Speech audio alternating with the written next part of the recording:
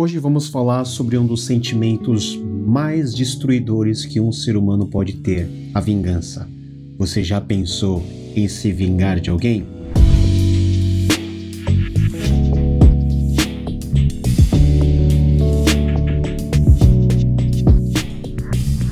A leitura de hoje é 1 Samuel capítulo 26.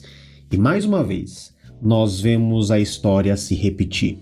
Saul, ele vai atrás de Davi com a intenção de matá-lo, e Davi, por sua vez, não retribui com a mesma moeda. Antes, reconhece quem Saul é e o livra, exercendo aquilo que nós podemos chamar de misericórdia. Vemos, a partir do primeiro versículo, a seguinte situação.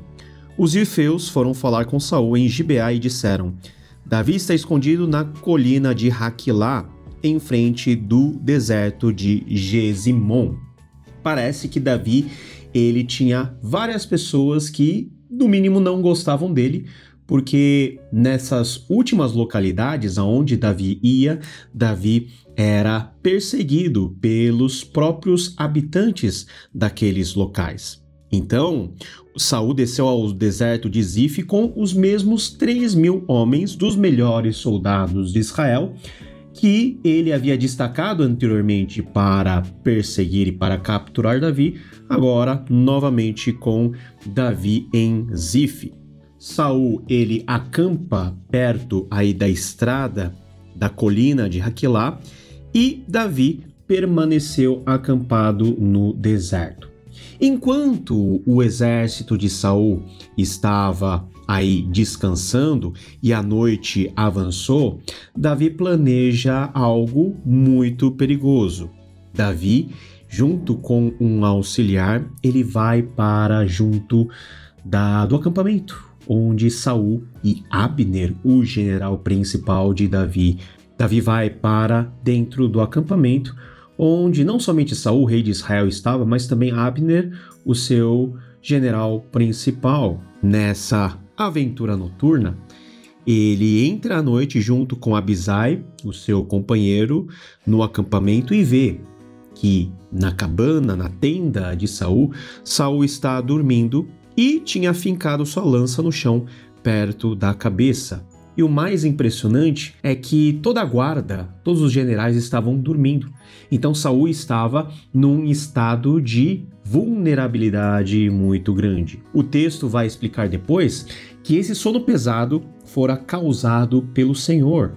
No versículo 12 diz: estavam todos dormindo, pois um sono pesado vindo do Senhor havia caído sobre eles. Naquele momento, Abisai, ele faz aquilo que os outros companheiros de Davi fizeram quando Davi teve a chance de matar Saul naquela caverna. Ele diz: hoje Deus entregou o seu inimigo nas suas mãos.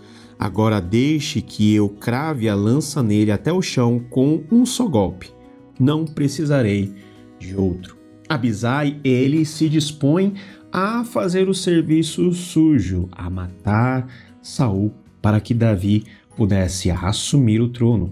Ele invoca até a vontade de Deus, pensando que aquela oportunidade era a oportunidade que Deus havia colocado na mão de Davi para matar Saul. Entretanto, Davi, ele reconhece que, embora o momento parecesse aos seus olhos oportuno, na verdade não era. Ela é aparentemente convidativa a todos nós. Nós vemos portas abertas, nós vemos situações que nos seduzem a tomarmos uma decisão. Entretanto, a oportunidade verdadeira deve vir sempre acompanhada da vontade de Deus, essa vontade de Deus que Davi conhecia muito bem. Davi diz a Abisai no versículo 9: não o mate.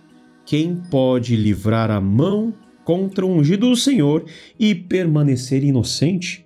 O Senhor mesmo matará, e chegará a sua hora e ele morrerá, ou ele irá para a batalha e perecerá. Aqui, meus irmãos, o que Davi está dizendo é o seguinte: embora Saul tenha intentado sempre o mal contra Davi, desde o começo da história, quando inúmeras vezes Saul tentou matar Davi, Saul teve inveja de Davi, Saul fez tudo para que, sabendo que Davi era o próximo rei, Saul tentou matar Davi para proteger e assegurar o seu reino, e o reino a seus descendentes, incluindo o seu filho Jonatas.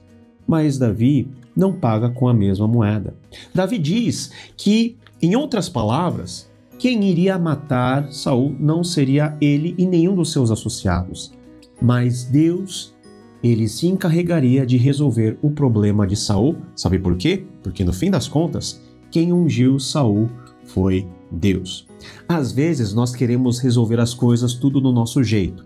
E quando o assunto é vingança, diante de alguém nos machucar, diante de alguém nos causar um prejuízo grande, nós, inflamados pela ira, inflamados por um senso de justiça, nós queremos retribuir. O grande problema é que a nossa retribuição nunca é justa, porque a nossa justiça não é perfeita, e nós retribuímos sempre numa medida desproporcional ao mal que nós recebemos. Por isso que Davi toma uma decisão correta. Deus havia ungido Saul. Era Deus que tinha a responsabilidade de tirar Saul de cena. Não seria Davi que faria algo que Davi mesmo considerava como pecado e como algo digno de maldição. Era Deus que faria isso. E, nesse sentido, Davi, ao invés de matar Saul, poupa novamente a sua vida. Ele pega a lança que está do lado e o jarro que estavam perto da cabeça de Saul. Todo mundo dormindo. Davi tem a chance de pegar esses dois instrumentos. Sai com o seu companheiro para fora do acampamento e ele grita alto, principalmente para Abner, o seu general, dizendo o seguinte: que história é essa, Abner? Você não guardou a vida do seu rei, eu poderia ter matado ele. Agora olha a lança e olha esse vaso que estavam na cabeça, a cabeceira de Saul. Você reconhece tudo isso? Pois é, eu peguei. E você que não guardou a vida do rei merece a morte, porque você não cumpriu com a sua função e não foi um bom general. Nesse instante, Saul, percebendo tudo o que está acontecendo, ele vem a Davi e diz: é você, meu filho Davi? E Davi responde: sim, ó rei, meu senhor. E acrescentou: por que meu senhor está perseguindo este seu servo? O que fiz e de que mal sou culpado? Davi, ele apela a Saul dizendo: olha, Saul, eu não fiz nada de errado contra você. Eu não sei por que você está me perseguindo. Eu teria todas as condições de me vingar de você, de matar você, mas não fiz. Diante da contemplação da justiça de Davi, Saul, ele diz: pequei. Volte, meu filho Davi, como você hoje considerou preciosa a minha vida, não lhe farei mal de novo, tendo agido como um tolo e cometi um grande erro. Veja, mais uma vez, a tolice aparece. Saul, ele mesmo diz que ele agiu como um tolo. E olha só, a parte mais importante desse texto está naquilo que Davi diz a partir do versículo 22. Aqui está a lança do rei, venha um de seus servos pegá-la. O Senhor recompensa a justiça e a fidelidade de cada um. Ele te entregou nas minhas mãos hoje, mas eu não levantaria a mão contra o ungido do Senhor. Davi deixa muito claro que ele nunca tivera a pretensão de ser rei de Israel às custas da morte de Saul, ou ele nunca intentou algum ou qualquer mal contra Saul só com a finalidade de ser rei. Davi evoca a justiça de Deus, dizendo que Deus recompense, que Deus veja, que Deus haja com justiça. Assim como eu considerei a sua vida de grande valor, que o Senhor também considere a minha vida e me livre de toda a angústia. Constrangido com aquilo que Davi diz e diante da constatação de que Davi estava certo e ele estava se comportando como um louco ou como um tolo, Saul se despede de Davi, abençoando ele. Seja você abençoado, meu filho Davi. Você fará muitas coisas e em tudo será bem-sucedido. Esse foi o último momento em que Saul viu Davi, porque a partir desse momento, Saul terá outras atitudes que culminarão na sua morte. É a última vez que Davi vai ver Saul. E nós temos aquele sentimento meio que amargo na boca de dois grandes homens na história do povo de Deus. Saul, que foi o primeiro rei, Davi, que foi o maior rei de todos. Mas um foi retirado do seu lugar por causa da sua rebeldia, da sua prepotência, do seu orgulho e do seu pecado. E o outro, ele, a despeito dos seus pecados, foi usado como meio de aliança para as gerações futuras. Aquilo que Saul deixa como lição é que ele, por não confiar em Deus, desconfiava de todos. E Davi, por confiar em Deus, ele não precisava apressar nada no sentido dele ser rei, porque ele sabia que Deus faria tudo para que no tempo certo ele chegasse ao trono. Davi mostra-se confiante num Deus que vingaria a sua causa. E é essa confiança que nós devemos ter também. Em muitos momentos nós somos maltratados, injustiçados e até perseguidos, inclusive por causa da nossa fé no nosso Senhor Jesus Cristo. Mas nós não podemos duvidar que o mesmo Jesus que nos salvou, Ele como o justo juiz, Ele como o Rei de todas as coisas, Ele dará paga a todo mal cometido contra nós e Ele recompensará todos os atos que em nome dele nós fizemos. Nós não precisamos levantar a nossa mão contra ninguém.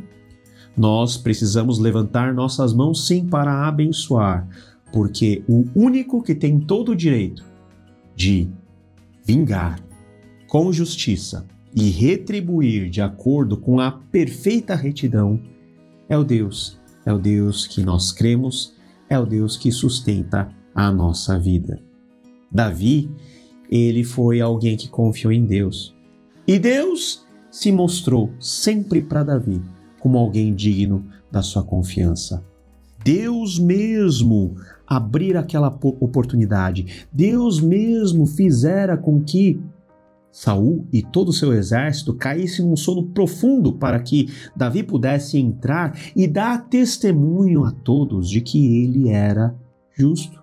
Ele era alguém que não deu nunca motivos para Saul agir daquela maneira, deixando claro que o problema estava com Saul, estava no coração de Saul. Esse Deus que dali a algum tempo exerceria de fato a vingança, honraria Davi. É essa a nossa expectativa. Nós não precisamos levantar a mão e a voz contra ninguém. Nós tão somente precisamos descansar na justiça de Deus, porque Deus, Ele vindicará o seu povo. Ele vindica o seu povo por meio de Cristo Jesus. E um dia, no seu retorno glorioso, vindicará definitivamente todo o seu povo. Essa é a nossa fé e essa é a nossa confiança. Por isso, segure a sua mão. Não se vingue. Confie em Deus, porque nele nós temos a vingança de todos os males cometidos contra nós. E nós mesmos temos nele, em Cristo Jesus, a nossa vindicação plena. Que Deus te abençoe. Nos vemos no próximo capítulo, querendo Ele. Tchau, tchau.